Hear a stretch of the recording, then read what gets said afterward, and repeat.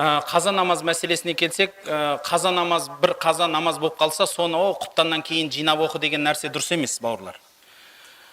Бұл совет дәуірінде айтылған мысал, себебі түнгі уақытта үйіңе кіріп алып, жасырынып, бәрін жинап ал деген мағынада еді. Күндіз намаз оқып жатсаң, көрініп қаласың, ұстап кетеді, періштелер көтеріп кетеді деген сөз бар. Қара машинеде періштелер келеді, солар көтеріп кетеді дейді. Сол үшін жаңалдегі сол заманның айтылған сөз еді. Ал шын мәнде пайғамбарымыз саллаллаху алейхи вассаламнан келген хадис бар: намаз қаза болса, есіңе түскен уақытта оқып ал дейді.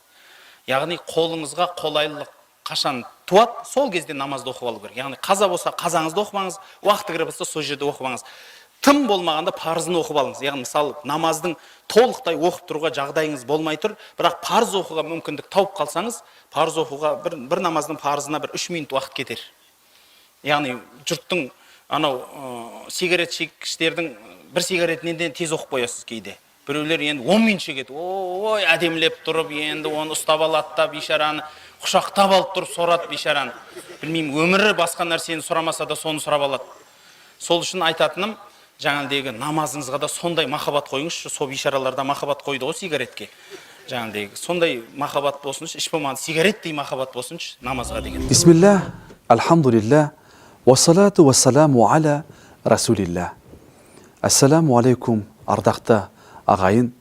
Бүгінгі тақырыбымыз нәпіл намаздардың ішіндегі сәлем намаз жайында болмақ.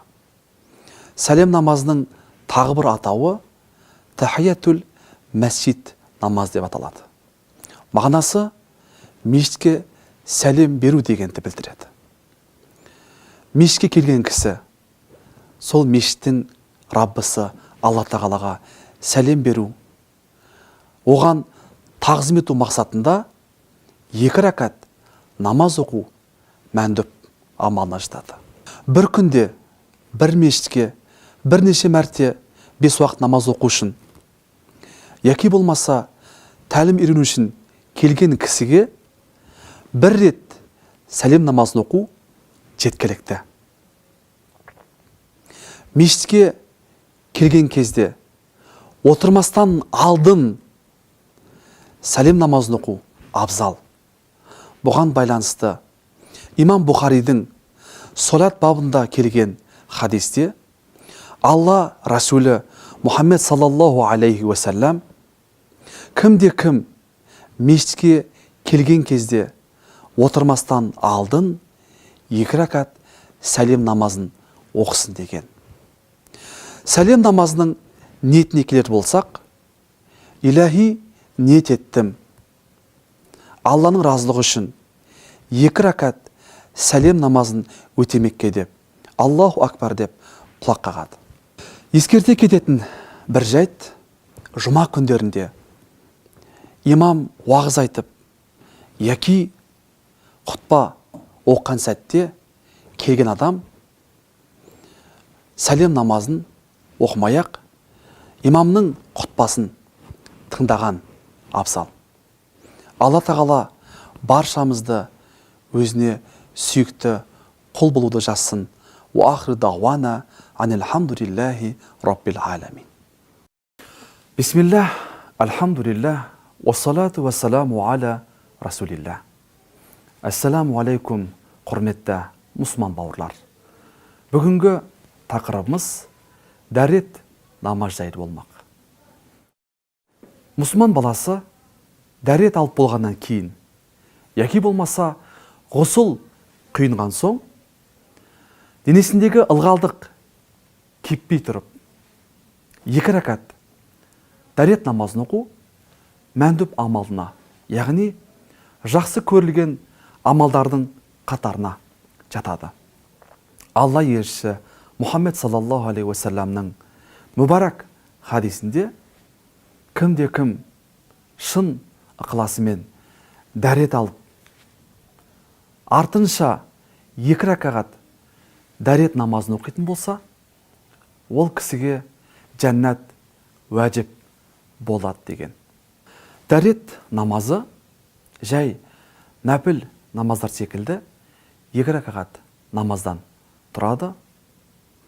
Дәрет намазына байланысты Пайғамбарымыз Мұхаммед Мұстафа саллаллаху алейхи уассалам Хазіреті Біләлға қарап: "Уа Біләл, мен жаннатқа қашан кірсем, сенің аяқтарының дыбысын естимін" дейді. Сонда Хазіреті Біләл пайғамбарымызға қарап: "Уа Алланың елшісі, мен үнемі дәрет алып болғаннан кейін артынша 2 рәкат дәрет намазын оқуды өзіме әдетке айналдырдым. Соның берекеті болар" деп Хазіреті Біләл пайғамбарымызға күлімсіреп қарайды. Құрметті мұсылман бауырлар, расында да әрбір мұсылман баласы пайғамбарымыздың бір амалын аз да болса да үнемі орындайтын болса, сол амал жаннатқа кіруіне себепші болады. Олай болса, баршамызды Алла тағала өзіне лайықты құл, пайғамбарымызға лайықты үмбет болуды нәсіп етсін. Ва ахру дауана анилхамдулиллахи раббил аламин. Бисмиллах, алхамдулиллах, вассалату вассаламу аля расулиллах. Ассаламу алейкум, ардақты ағайын. Бүгінгі тақырыбымыз нәпіл намаздардың ішіндегі кусуф намаз жайлы болмақ. Күннің тұтылуын кусуф, айдың тұтылуын хусуф деп атайды. Бір елде күн тұтылған уақытта сол елдің имамы мешітте жамағатпен бірге азансыз, қаматсыз 2 рәкат намазды жария түрде дауыстап оқиды. Хадисте Алла Расулі Мұхаммед саллаллаху алейхи уассалам күн тұтылған уақытта 2 рәкат намазды қиямда ұзақ тұрып оқып, намаздан кейін сахабаларына қарап: "Бұндай құбылыстар Алла тағаланың құдіретін паш ететін дәлелдерден. Алла тағала осындай құбылыстар арқылы құлдарын қорқытуды қалайды." Мұндай нәрсені көрген кезде соңғы парыз намаз секілді Алладан шынайы қорқып намаз оқыңдар деген. Ай мен күн жайлы Алла тағала Құран кәрімнің Фуссилат сүресі 37 аятта: "Астаиз билля ва мин аятихи л-лейлу ван-нахару ваш-шамсу вал-қамару ва ла тасжуду лиш-шамси ва ла лил-қамари." Түн мен күндіз, күн мен ай Алланың құдіретін көрсетін дәлелдерден. Олай болса, күнге де, айға да табынбаңыздар, сәжде етпеңіздер. Аяттың жалғасында: "Уасжуду лиллахи ллази халақахунна ин кунтум ияху та'будун." Егерде құлшылық қылатын болсаңдар, соларды жаратқан Алла тағалаға ғана сәжде етіңдер делінеді. Аяттағы сәжде етіңдер деген әмір күн мен ай тұтылған уақытта намаз оқуымыздың керек екендігін дәлелі. Имам кусуф намазын оқып болғаннан кейін жамағатқа қарап отырып дұға жасайды. Дұға жасаған уақытта жамағат та іштерінен яки дауыстап әмин деп айтқан абзал болады. Алла тағала баршамызды сүйікті құлдары болды жассын. Уахры дауана анилхамдулиллахи раббил аламин. Бисмиллах, алхамдулиллах, вассалату вассаламу аля расулиллах. Ассаламу алейкум, құрметті мұсылман бауырлар. Бүгінгі тақырыбымыз нәпіл намаздардың ішіндегі тәсбих намаз жайында болмақ. Тәсбих намазының сауабы өте көп құлшылықтың бірі. Тәсбих намазын әрқашан оқса болады. Яғни аптасына 1 рет, айына яки болмаса жылына тым болмағанда өмірінде бір рет оқу қажет. Таспих намазын пайғамбарымыз Мұхаммед Мұстафа саллаллаху алейхи уассалам немере ағасы Аббасқа үйретіп жатып, осы намазды оққан жанның құм үйіндісіндей күнәлары болса, Алла тағала сөзсіз ол пендесін күнәсін кешіреді деген. Таспих намазы 4 ракағаттан тұрады. 1 немесе 2 сәлеммен аяқтаймыз. Таспих намазының ішінде 300 мәрте Субханаллахи, вальхамдулиллахи, ва ла илаха иллаллаху, валлаху акбар деп таспих дұғасы оқылады. Яғни бір ракағатта 75 мәрте оқылу керек. Ниет етіп, такбир алып, құлақ қағылғаннан кейін Субханака дұғасынан кейін 15 мәрте таспих дұғасын оқимыз. Одан кейін ауыз бисмилля, Фатиха сүресі, бір сүре оқып болғаннан кейін тағы да 10 мәрте таспих дұғасын айтамыз. Одан кейін рукуге, яғни иілеміз. Сол руку таспихін айтып болғаннан кейін сол жерде 10 мәрте тағы да таспих дұғасын айтамыз. Қиямда тұрып тағы да 10 мәрте таспих дұғасын оқимыз. Сәждеге барамыз. Сәжде таспихын айтып болғаннан кейін тағы да 10 мәрте таспих дұғасын оқимыз. Кейін 2 сәжде арасында біраз кідіріс жасап, тағы да 10 мәрте таспих дұғасын оқимыз. Соңғы сәжде таспихнан кейін тағы да соңғы 10 мәрте таспих дұғасын оқимыз. Міне осылай бір ракағатты тамамдап, екінші ракағатта тағы да дәл осылай 75 мәрте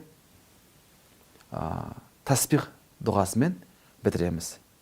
Яғни бір және екінші ракағатта 150 таспих айтылып, соңғы отырыста әттағият пен салауаттан кейін, сәлем беріп болғаннан кейін, тағы да 2 ракағат таспих намазына ниет етіп, дәл осылай қайталағанымыз абзал. Егерде осы таспих намазында жаңылысқан жағдайда сәху сәждесін жасаймыз да, таспихті қайталап оқымаймыз. Егерде таспих намазын жамағатпен имам оқитын болса, имам дауыстап оқып, әрі таспихтарында дауыстап оқығаны дұрыс. Ал егерде жеке адам өзі оқитын болса, қаласа дауыстап, қаласа дауыстамай оқса да болады. Алла тағала баршамызды өзіне лайықты құл болуды жазсын. Ва ахру дауана анилхамдулиллахи раббил аламин. Бисмиллах, альхамдулиллах, уассалату вассаламу аля расулиллах. Ассаламу алейкум, құрметті мұсылман бауырлар.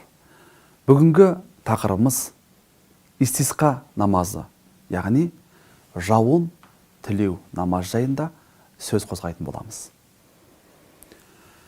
Бір елде жаңбыр жауын жаумай, қуаңшылық белең алған уақытта барлық жамағат болып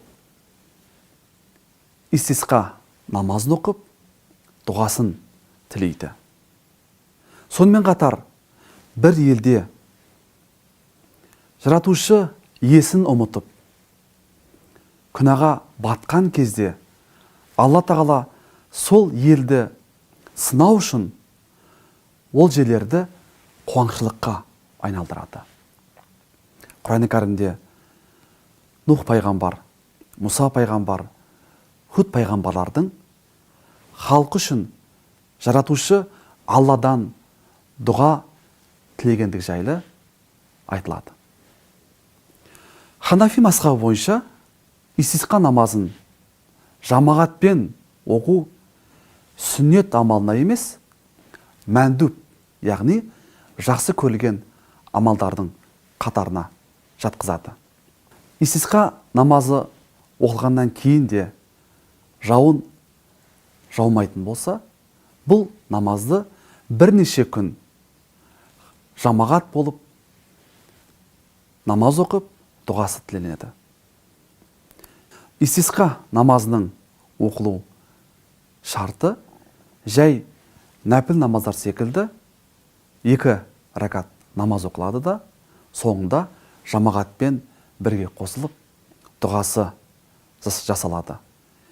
Егер де арнайы истисқа намаздың дұғасын білмегендер, қазақ тілінде әркім өз тілінде Алладан кешірім тілеп, Алладан жауын сұрайды. Алла тағала баршамызды өзіне лайықты құл, пайғамбарымызға лайықты үмбет болуды нәсіп етсін.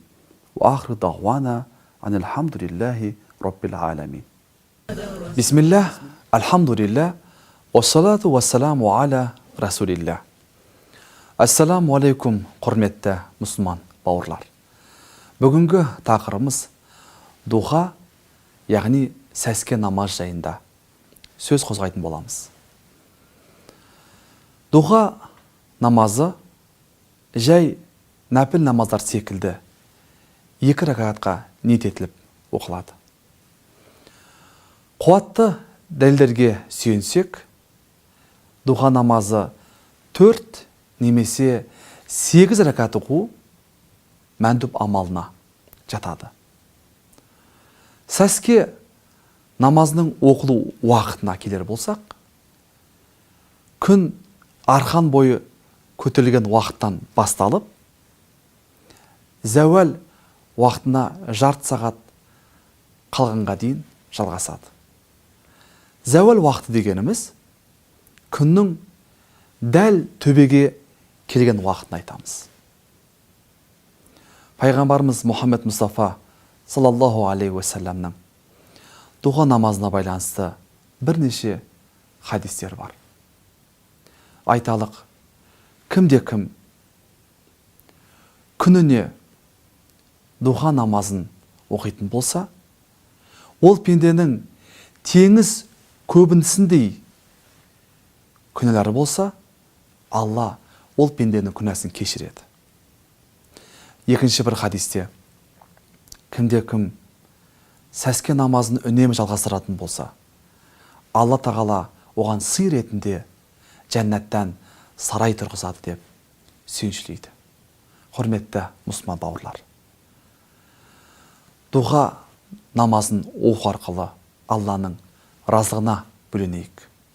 Алла тағала баршамызды өзіне лайықты құл, пайғамбарымызға лайықты үмбет болып нәсіп етсін. Уахру дауана анилхамдулиллахи роббил аламин. Бисмиллах, алхамдулиллах, уассалату уассаламу аля расулиллах. Ассаламу алейкум, құрметті мұсылман бауырлар. Бүгінгі тақырыбымыз хусуф намаз жайында болмақ. Жалпы күн тұтылған уақытта кусуф намазын оқысақ, ай тұтылған уақытта хусуф намазын оқимыз. Хусуф намазы 2 ракағат, қаласа 4 ракағат ниетінде оқыса болады. Кусуф намазын әрбір мұсылман баласы үйінде жария түрінде немесе іштей оқыса болады.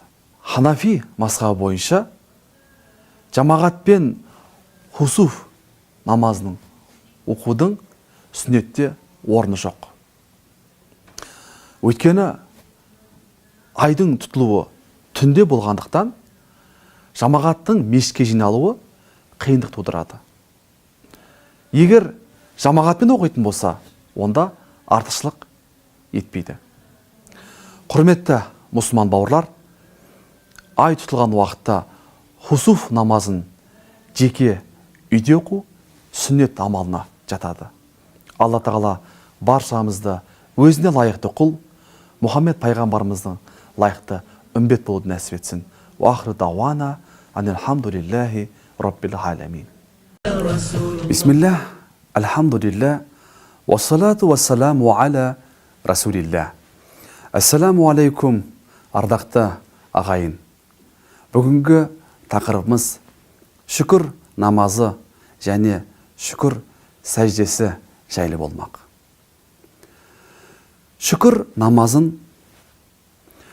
қандай да бір қиыншылықтан құтылған уақытта, немесе жетістікке жеткенде, яки Алланың неғметіне бөленген уақытта, жаратушы Алла тағалаға шүкіршілігін білдіру мақсатында 2 рәкат шүкір намазын оқу, яки шүкір сәждесін жасау сүннет амалына жатады.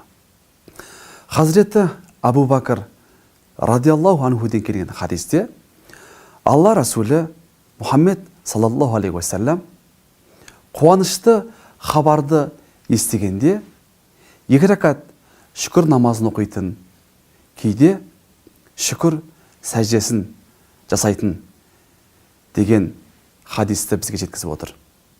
Шүкір намазының ниетіне келер болсақ, илахи ниет еттім, 2 рәкат шүкір намазын өтемекке, Алла разылығы үшін Аллаху акбар деп құлақ қағып 2 рәкат намаз оқиды. Шүкір сәждесі тіләуат сәждесі секілді жасалады. Яғни құлаға бет бұрып, қолды көтермей, құлақты қақпай, тәкбір айтып, Аллаху акбар деп сәждеге барады. Сәждеде қалағанша тақ санда тәсбих айтады. 7 мәрте болсын, 9, 11 мәрте Субханы раббил а'ла деп тәсбих айтып болғаннан кейін, қайтадан Аллаху акбар деп тәкбір айтып, қиямға тік тұрып, одан кейін қалағанша дұға жасайды. Демек, қуанышқа бөленген мұсылман баласы қаласа 2 рәкат шүкір намазын оқыса болады, қаласа дереу шүкір сәждесін жасаса болады. Алла тағала баршамызды өзіне лайықты құл болуды жазсын. Уахры дауана анилхамдулиллахи раббил аламин. Бисмиллахир-рахманир-рахим. Альхамдулиллах, вассалату аля набиина. Ассаламу алейкум ва рахматуллахи ва баракату. Нәпіл намаздарының ішінде қажет намазы бар. Көптеген жағдайларда түрлі себептермен біз қосымша нәпіл намаздар оқимыз. Соның бірі қажет намазы. Намаздың аты айтып тұрғандай, бір мәселенің алдында тұрған кезде, бір ісіміз жүрмей жатқан кезде, немесе бір қиыншылық болған кезде, сол оңайлансын, ісіміз алға ілгерілесін, қажетіміз орындалсын деген ниетпен оқылатын намаз. Қажет намазы кез келген уақытта оқуға болады. Ол 2 рақағаттан тұрады. Намаздың ішінде кез келген қосымша сүрені оқуға болады. Пайғамбарым саллаллаху алейхи уассалам пенде Раббысына сәжде уақытына ең жақын сәті. Сәждеде дұғаны көбейтіңіздер деп айтқандай, қажет намазын оқу барысында 2 рақат намазды бар ықыласымен оқи отырып, сәждеде Құранда және пайғамбарымыздың сөздеріне келген дұғаларды пайдалануға болады. Бұл намазды оқып болғаннан соң қол жайып тілегімізді айту қажет болады. Қажет намазы жайлы имам Ахмед Абу Дарда радиаллаху анхудан мынадай хадисті келтіреді. кімде-кім жақсылап дәретін алып, бар ықыласымен 2 рақағат намаз оқып, Раббысынан сұрайтын болса, Алла тағала оның сұрағанын лезде немесе кейінірек береді деп айтқан. Ва ахиру дa'вана анилхамдулиллахи раббил аламин. Бисмиллах, алхамдулиллах, уассалату вассаламу аля расулиллах. Ассаламу алейкум, құрметті мұсылман бауырлар. Бүгінгі тақырыбымыз сана дұғасы қай кезде оқылады? Намазда ниет етіп, Аллаху акбар деп құлақ қалқаннан кейін, қолды байлап, сана дұғасын іштей оқу сүннет амалына жатады. Мүминдердің анасы Айша радиаллаху анха пайғамбарымыз саллаллаху алейхи вассалам намаз оқитын кезде құлақ қағып, қол байлап болғаннан кейін іштей сана дұғасын оқитын еді деген хадисті жеткізеді. Сана дұғасын оқылуы Субханакаллахумма ва бихамдик ва табарака смук ва та'ала джаддук ва ла илаха гайрук. Сана дұғасын қай намаздарда оқылады? Сана дұғасы парыз намаздарында, уәжіп, сүннет, нәпіл намаздарда оқылады. Сонымен қатар сана дұғасы жаназа намазында оқылады. Оқылуы Субханакаллахумма ва бихамдик ва табарака смук ва та'ала джаддук ва джалла санаук ва ла илаха гайрук дұғасы оқылады. Демек, сана дұғасын әрбір намаздың алғашқы ракатында оқу сүннет амалына жатады. Алла тағала баршамызды өзіне лайықты құл, пайғамбарымызға лайықты үмбет болуды нәсіп етсін. Ва ахру дa'вана анилхамдулиллахи раббил аламин. Ассаламу алейкум ва рахматуллахи ва баракат. Құрметті мұсылман бауырлар. Бүгінгі тақырыбымыз саху сәждесі жайында болмақ. Саху сөздің мағынасы қателесу дегенді білдіреді. Саху сәждесі намаздағы қателіктер, жаңсақтықтар үшін 2 сәжде арқылы жасалатын толықтыру сәждесі. Саху сәждесі жайында имам Абу Дауудтың кітаптарында пайғамбарымыз саллаллаху алейхи уассаламның мынадай хадисі бар. Кімде-кім намазда күмәнданса, сәлем беріп 2 сәжде жасасын деген. Саху сәждесі қандай жағдайда жасалады? Бір адам намаздың ішіндегі парыздарын кешіктірсе, немесе намаздың уәжіптерін кешіктірсе, яки тәрк ететін болса, жаңылысып, ұмытып кешіктіретін болса, 2 сәжде жасау арқылы намазды толықтырады. Мысалы, 4 рәкатты парызда алдыңғы отырысты, бірінші отырысты ұмытып кететін болса, немесе Фатиха сүресіне кейін қосымша бір сүрені ұмытып кететін болса, немесе Фатиха сүресінен алдын қосымша сүрені бірін оқып қоятын болса, осындай жағдайларда саху сәжделері жасалады. Ол қалай орындалады? Ат-тахият дұғасынан кейін оң жаққа және сол жаққа сәлем беріп, қайтадан Аллаху акбар деп сәждеге барып, 2 сәжде жасап, намаздың соңында ат-тахият дұғасын және салауаттарды және Раббана атина дұғасын оқып, оң жаққа және сол жаққа сәлем беріп, намазын толық аяқтайды. Егер жамағатқа намаз оқытып жатқан имам қателесетін болса, тек қана оң жаққа ғана сәлем береді. Бұның мағынасы, егер имам 2 жаққа да сәлем беретін болса, арттағы жамағат имам намазын аяқтады деп тұрып кетулері мүмкін. Ассаламу алейкум ва рахматуллахи ва баракату.